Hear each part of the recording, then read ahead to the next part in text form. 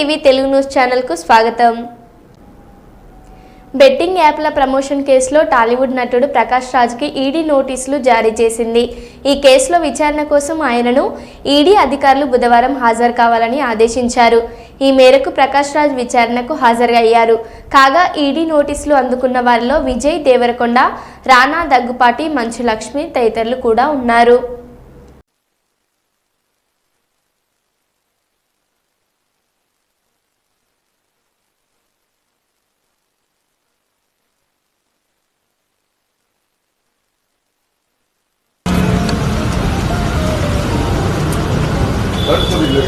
Sir ले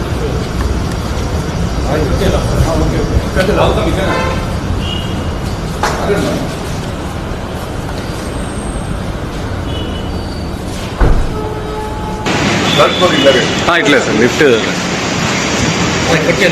okay okay అన్నట్టు అవుతాం ఇక్కడనే అవుతాం ఓకే సార్ షూర్.